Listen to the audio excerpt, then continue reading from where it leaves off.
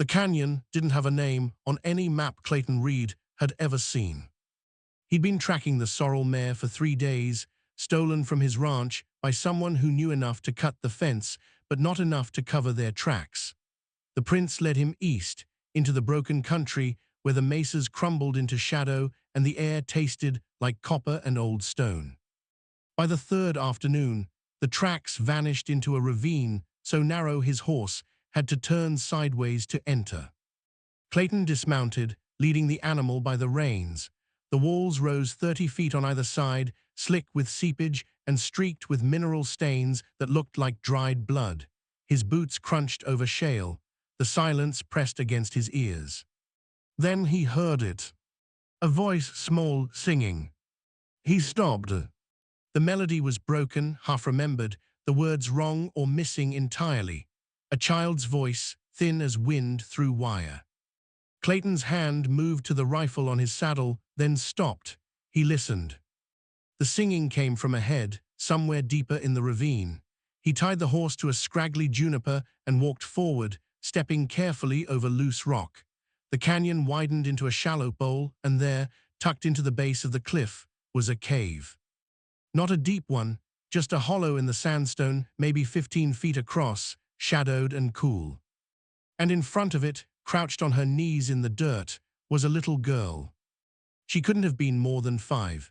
Her dress was filthy, torn at the hem, and her hair hung in tangles around a face smudged with dust.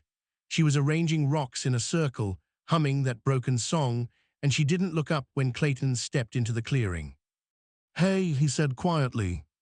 She froze, her hands hovered over the stones. "I'm not here to hurt you," Clayton said. He crouched down, keeping his distance. "You lost." The girl didn't answer. She stared at the rocks like they might tell her what to do. Clayton glanced at the cave. The entrance was dark, but he could make out shapes inside, blankets maybe, or piles of cloth, and something else, movement. "Is someone in there with you?" he asked. The girl's lip trembled. She looked at him for the first time, and her eyes were huge and pale, the kind of eyes that had seen too much and understood too little. "We're not supposed to talk," she whispered. Clayton's chest tightened. "Who told you that?" She didn't answer. He stood slowly, his gaze fixed on the cave. "Is there an adult here? Your ma, your pa?" The girl shook her head. "Who's taking care of you?" She pointed at the cave. Clayton walked toward it, his boots soft on the packed earth. The air grew cooler as he neared the entrance. He stopped just outside, letting his eyes adjust to the dimness. Inside, huddled against the back wall, were 4 more children. The oldest, a boy, maybe 9, sat cross-legged with a baby in his lap. The baby couldn't have been more than a year old, its face streaked with grime, eyes half closed in exhaustion. Beside the boy sat 2 other girls, one maybe 7, the other 6. They watched Clayton with the same wide, unblinking stare as the girl outside. No one spoke. Clayton stepped inside. The cave smelled like urine and unwashed bodies and something older, something sour. There were blankets spread on the ground, threadbare and stained. A tin cup, a wooden bowl with a crust of something dried at the bottom. No fire, no food. "Jesus," Clayton breathed. The boy shifted, pulling the baby closer. "You ain't supposed to be here." Clayton crouched down, his voice gentle.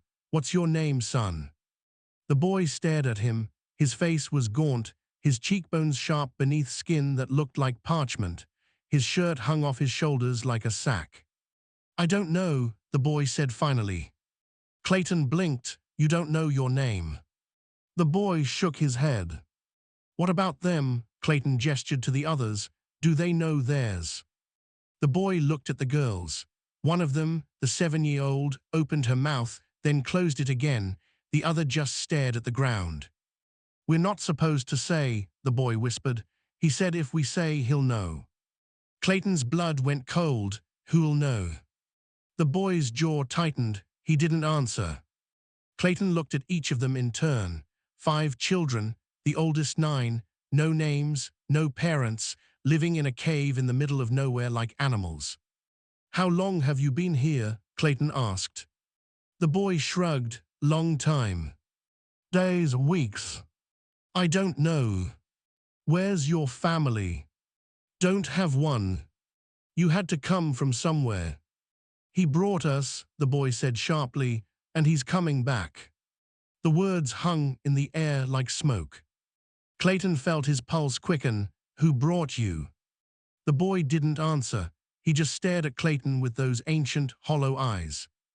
Outside, the little girl had stopped singing. Clayton stood slowly, his mind racing. Someone had taken these children, hidden them here, kept them silent, and whoever it was, the boy believed he was coming back. When, Clayton asked, when's he see? Oming back. The boy looked toward the entrance. Soon. Clayton walked outside. The sun had dipped lower, casting long shadows across the ravine. The little girl was still crouched in the dirt, but now she was looking up at the rim of the canyon, her face pale. Clayton followed her gaze. For a moment, he saw nothing, just rock and sky and the fading light. Then, at the top of the ridge, a figure appeared. A man on horseback, watching. Clayton's hand moved to his hip, but he'd left his rifle on the saddle 50 yards back down the ravine. The figure didn't move, just sat there, silhouetted against the sky. Then slowly, it turned and disappeared over the ridge. The little girl started to cry. Clayton didn't sleep that night. He'd brought the children back to his ranch, all 5 of them, loaded onto his horse, and a second mount he'd found tethered near the cave. The sorrel mare, as it turned out, thin and skittish, but alive. The ride took hours.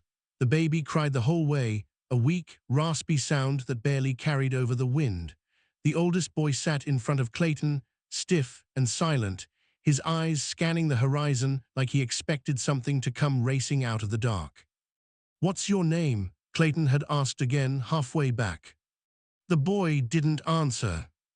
By the time they reached the ranch, the stars were out and the temperature had dropped. Clayton carried the baby inside, the others trailing behind him like ghosts. He lit the lamps, stoked the fire, and set about making something they could eat, cornmeal mush, soft and warm.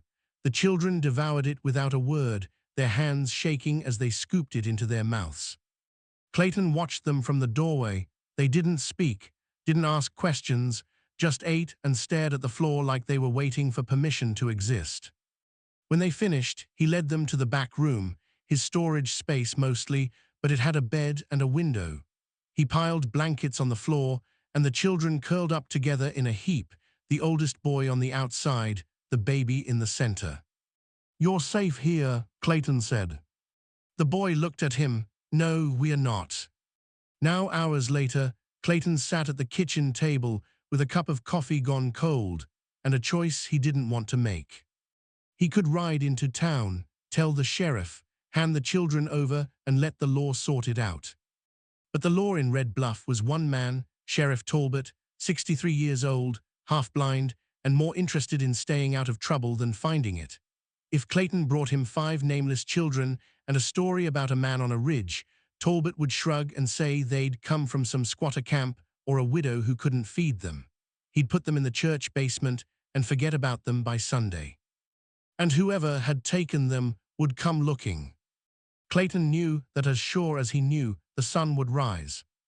The man on the ridge hadn't been a drifter, he'd been watching, waiting, and when he realized the children were gone, he'd come for them. Clayton leaned back in his chair and stared at the ceiling. He was 42 years old. He'd worked this land for 20 years, built this ranch from nothing, buried a wife and a son in the meadow behind the barn. He'd survived droughts and hard winters and men who thought they could take what wasn't theirs. But this was different. This wasn't about land or cattle or pride. This was about 5 children who didn't know their own names. He heard footsteps behind him and turned. The oldest boy stood in the doorway barefoot, wearing one of Clayton's old shirts that hung to his knees. You gonna take us back? The boy asked. Clayton shook his head. No. You gonna tell someone? I don't know yet. The boy crossed his arms. If you tell, he'll find out. How? He just will. Clayton stuttered him. You know who he is. The boy looked away. I don't remember. You remember enough to be scared of him. Everyone should be scared of him. Clayton leaned forward. What did he do to you? The boy's jaw worked. His eyes glistened, but he didn't cry. He said we were his, said nobody would come looking, said if we tried to leave, he'd find us and put us somewhere no one would ever find us. Did he hurt you? The boy didn't answer. Clayton's hands curled into fists. Did he hurt the others? He hurt everyone, the boy whispered. For a long moment, neither of them spoke. Then Clayton stood. He walked to the window and looked out at the dark. The land stretched away in every direction, silent and vast. A man could disappear out there, or hide, or hunt. What's your name? Clayton asked again, his voice quiet. The boy hesitated, then, barely audible, I think it was Samuel. Clayton turned. Samuel what? I don't know, he took it. Took what? Everything, our names, our faces, everything we were before. Clayton felt something crack open inside him. He walked over and crouched down so he was eye level with the boy. You listen to me, Samuel. I don't care who this man is or what he told you. You're not his, you never were, and I'm not letting him take you back. Samuel's lip trembled. You can't stop him. Watch me. The boy stared at him for a long time. Then, slowly, he nodded. Clayton stood. Get some sleep. Tomorrow we'll figure out what comes next. Samuel turned to go, then stopped. The others, he said quietly, they don't remember either, but I think the middle girl, her name might have been Grace. Grace, Clayton repeated. Samuel nodded. She used to hum that song, the one the little one was singing. What about the baby? Samuel looked down. I don't think the baby had a name yet. Clayton's throat tightened. Samuel walked back to the room, and Clayton stood alone in the kitchen, the weight of it settling over him like a cold rain. 5 children, no names, no past, no one coming for them. Except the man on the ridge. And Clayton Reed, who'd found them by accident and couldn't let them go. Outside, the wind picked up. Somewhere in the distance, a coyote howled. Clayton walked to the gun cabinet and pulled out his rifle. He didn't know what was coming, but he'd be ready. The man came 2 days later. Clayton saw him from the porch, a lone rider moving slow across the valley, his silhouette dark against the pale morning sky. No hurry, no hesitation, just a man who knew where he was going. Clayton had spent the last 48 hours preparing. He'd moved the children into the root cellar beneath the house, a cool, dark space with a trapdoor hidden under a rug in the kitchen. He'd stocked it with water and food and told Samuel not to open it unless Clayton himself knocked 3 times. What if you don't come back? Samuel had asked. Then you wait till dark, Clayton said, and you take the others and you run. Now standing on the porch with his rifle in hand, Clayton watched the rider approach. The man was tall, broad-shouldered, with a wide-brimmed hat pulled low over his face. He rode a black gelding, well-fed and well-kept, and he carried himself with the kind of easy confidence that came from never being told no. He stopped 30 yards from the house. For a moment, neither of them moved. Then the man tipped his hat back, and Clayton saw his face. He was younger than Clayton expected, maybe 35, clean-shaven, with sharp features and eyes the color of creek water. Handsome, in the way a snake is handsome, cold and perfect and wrong. Morning, the man said. His voice was smooth, almost pleasant. Clayton didn't answer. The man smiled. Name's Calloway. I believe you found something that belongs to me. I didn't find anything that belongs to anyone, Clayton said evenly. Calloway's smile didn't falter. 5 children, youngest about a year old. You pulled them out of a canyon east of here. Don't know what you're talking about. I think you do. Clayton's grip tightened on the rifle. You need to turn around. Calloway tilted his head, studying him. You don't look like a man who makes trouble, Mr. Reed. Mr. Reed, Calloway nodded slowly, you look like a man who minds his business, works his land, keeps to himself, so I'm gonna give you a chance to keep doing that. I'm listening. Those children, Calloway said, his tone still pleasant, still calm, they're wards of mine. I've been caring for them, teaching them. They ran off like children do, and I've been looking for them. Now I'm grateful you found them, truly I am, but it's time I took them home. They didn't run off, Clayton said. You hid them. Calloway's smile thinned. That's a strong accusation. They don't know their names, they're half-starved, and they're terrified of you. Children get confused, Calloway said easily, especially when strangers take them. I didn't take them, I found them. And now I'm asking for them back. No.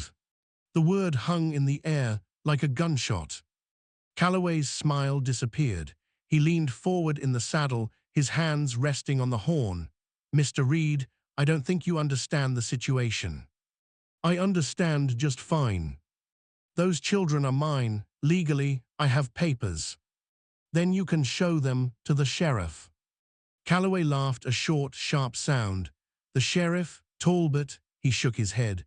Talbot doesn't care about 5 nameless children. Hell, he'd probably thank me for keeping them off the street. Maybe, but I'm guessing you don't want him asking where you got them. Calloway's eyes narrowed. See, Clayton continued, I've been thinking, 5 children, all different ages, none of them remember where they came from. That doesn't happen by accident. That takes time and intent. You're making up stories. Am I? Calloway was silent for a moment. Then he sat back, his expression hardening. You're a stubborn man, Mr. Reed. I respect that, but stubbornness only gets you so far.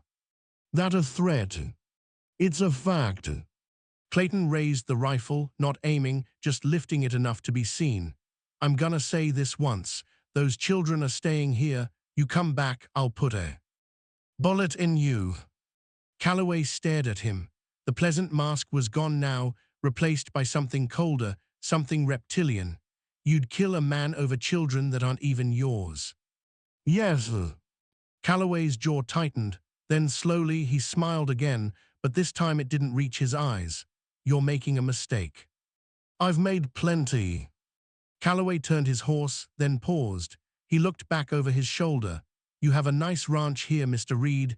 Be a shame if something happened to it. Is that what you do? Clayton asked. Burn down the lives of men who won't give you what you want. Calloway didn't answer. He just spurred his horse and rode back the way he came, slow and deliberate, like he had all the time in the world. Clayton stood on the porch until the man disappeared over the ridge. Then he lowered the rifle and exhaled. His hands were shaking. Inside, he heard the faint creak of the trapdoor opening. Samuel's face appeared in the gap, pale and tight. Is he gone? Samuel whispered. For now. He'll come back. I know. Samuel climbed out of the cellar, the other children following. The little girl, Grace, maybe, clutched the baby to her chest, her eyes wide. What do we do? Samuel asked. Clayton looked at him, at all of them. 5 small faces, all watching him like he was the only thing standing between them and the dark. We get ready, Clayton said. That night, Clayton cooked them a real meal. Not cornmeal mush or hardtack, but venison stew with carrots and potatoes, thick and rich, the kind of food that stuck to your ribs and reminded you what it felt like to be warm. He set the pot on the table and ladled it into bowls, and the children ate slowly, cautiously, like they were afraid it might disappear. Clayton watched them from across the table. They were still wary of him, still quiet, still careful, but something had shifted. The oldest boy, Samuel, sat straighter now. The little girl, Grace, hummed softly between bites. Even the baby seemed calmer, nestled in the 7-year-old's lap, chewing on a piece of soft carrot. You ever had stew before? Clayton asked. Samuel nodded. I think so, long time ago. You remember where? Samuel frowned, his spoon hovering over the bowl. There was a table, a big one, and a woman. She had yellow hair. He paused. I think she was my ma. What happened to her? Samuel's face closed. I don't know, one day she was there, then she wasn't. Clayton didn't push, he just nodded and ate. After dinner, he brought out a basin of warm water and a bar of soap. The children stared at it like it was something from another world. You're all gonna wash up, Clayton said gently. Get the dirt off, it'll feel better. Grace looked at Samuel, who looked at Clayton. It's all right, Clayton said. I'll turn around. He did, standing by the window while the children took turns at the basin.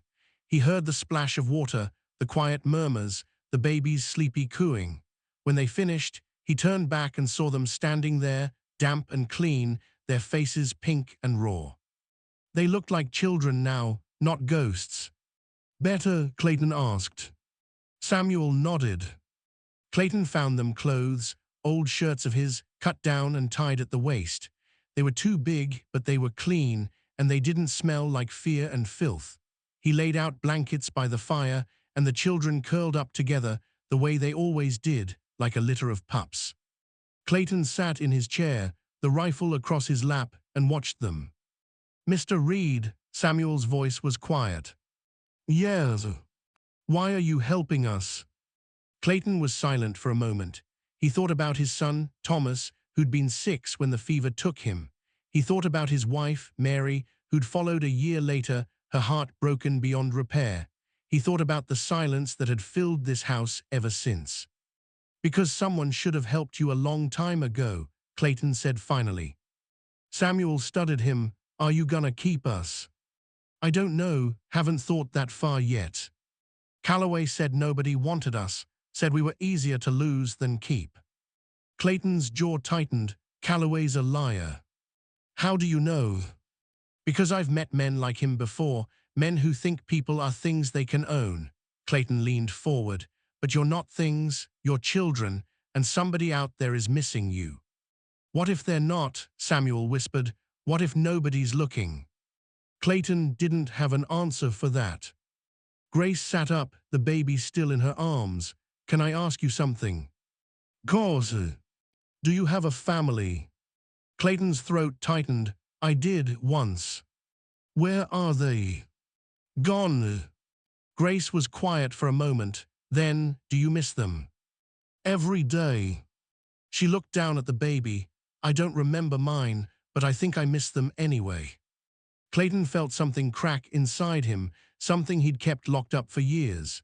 He stood, walked over, and crouched down beside her. You'll remember, he said quietly, maybe not everything, but enough. How do you know? Because you remembered your name.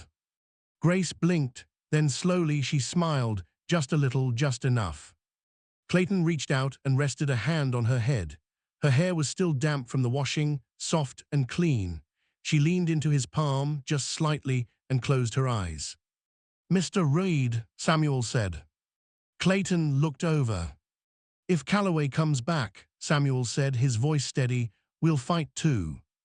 You're 9 years old.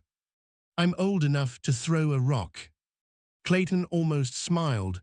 Let's hope it doesn't come to that. But he knew it would. Outside, the wind picked up, rattling the shutters. Clayton stood and walked to the window, peering out into the dark. Nothing moved, no riders, no shadows. But he could feel it. The storm was coming. Calloway came back 3 nights later, and he didn't come alone. Clayton heard them before he saw them, hoofbeats, low voices, the creak of leather. He was already awake, sitting by the window with the rifle, and when he looked out, he counted 4 men. Calloway in front, 3 others behind him, all armed. They stopped at the edge of the yard, just beyond the light from the house. Clayton stood and walked to the door. He opened it slowly and stepped onto the porch. Didn't think you'd bring friends, Clayton called. Calloway smiled, thought we'd even the odds. 4 against 1 isn't even. Depends on what you're counting. Clayton's hand tightened on the rifle. Say what you came to say. Calloway dismounted, his boots crunching on the gravel. The other 3 stayed on horseback, their hands resting on their guns. I gave you a chance, Mr. Reed, tried to be reasonable, but you've made this harder than it needs to be. Those children aren't leaving. Yes, Calloway said quietly, they are. He nodded to one of the men, who swung down and started toward the house. Clayton raised the rifle. Take another step and I'll drop you. The man stopped. Calloway sighed. Mr. Reed, you're outnumbered, outgunned, and no one's coming to help you. He spread his hands. This ends one of two ways. Either you hand them over or we take them. Over my dead body. Calloway's smile faded. If that's what it takes. Clayton's pulse pounded in his ears. He knew he couldn't win this fight. 4 men, all experienced, all willing. He'd get one shot off, maybe 2, before they cut him down. But he'd be damned if he went down without trying. He leveled the rifle at Calloway. Last chance, turn around. Calloway didn't move. And then, from the darkness behind the barn, a voice rang out. That's far enough. Calloway spun, and Clayton's breath caught. Sheriff Talbot stepped into the light, his shotgun raised. Behind him were 3 more men, ranch hands from town, their rifles aimed squarely at Calloway and his crew. Sheriff, Calloway said smoothly, this doesn't concern you. Hell it doesn't. Talbot's voice was gravelly and hard. Got a telegram this morning. Federal marshal. Says he's been looking for a man named Calloway. Says he's wanted for kidnapping children in 3 territories. Calloway's face went pale. Says he's been taking orphans, strays, children nobody'd miss, Talbot continued. Selling some, keeping others, working them half to death and telling folks they're his wards. That's a lie. Marshall's got witnesses, got families who have been looking for their children for years. Talbot stepped closer. You're done, Calloway. For a moment, no one moved. Then Calloway's hand dropped to his gun.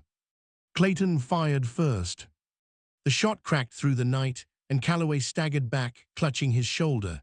His men reached for their weapons, but Talbot's crew was faster. 3 rifle shots echoed across the yard, and 2 of Calloway's men fell. The third threw his hands up, his gun clattering to the ground. Calloway dropped to his knees, blood seeping through his fingers. He looked up at Clayton, his face twisted in rage and pain. You'll regret this, he hissed. No, Clayton said quietly, I won't. Talbot walked over and cuffed Calloway's good hand. You're under arrest, and if the marshal doesn't hang you, I'll do it myself. Clayton lowered the rifle, his hands shaking. It was over. 1 month later, the children stayed. The federal marshal came through, along with a woman from a territorial agency who asked questions and took notes and tried to find the families the children had been stolen from. She found 2, Grace's parents, living in Missouri, and the baby's mother, a widow in Kansas who'd thought her child had died. But Samuel and the other 2 girls had no one, no records, no families searching, just empty spaces where their lives used to be. You could take them, the agency woman said to Clayton, temporary guardianship, until we find something permanent. Clayton looked at Samuel, who stood on the porch with his arms crossed, watching. What do you think? Clayton asked him. Samuel shrugged. You got room. I've got room. Samuel almost smiled. Then I guess we're staying. The agency woman left. Grace and the baby were sent home to their families, tearful and grateful. And Clayton was left with 3 children who didn't know their names but were learning them slowly. Samuel, Lily, Rose. He taught them to read and write, taught them to ride, taught them how to mend a fence and plant a garden and cook a decent meal. And every night, they gathered around the table and ate together, and the house didn't feel so empty anymore. One evening, as the sun set over the ridge, Samuel sat on the porch beside Clayton. You ever think about them? Samuel asked. Your wife, your son. Every day, Clayton said. You think they'd mind us being here? Clayton looked at him. I think they'd be glad someone's making noise in this house again. Samuel nodded, then, after a moment, thank you for not giving up on us. Clayton rested a hand on his shoulder. "You don't need to thank me." "Yeah," Samuel said quietly, "I do." They sat in silence, watching the light fade, the wind moving through the valley like a whisper. And for the first time in years, Clayton Reed felt something he thought he'd lost. Basil. Years later, travelers passing through would ask about the rancher and his children, the man who'd found 5 nameless souls in a canyon and refused to let them disappear. Some said it was a legend, others swore it was true, but everyone agreed on one thing: the West was full of men who took and men who ran. But once in a while, you'd find a man who stayed, and that made all the difference.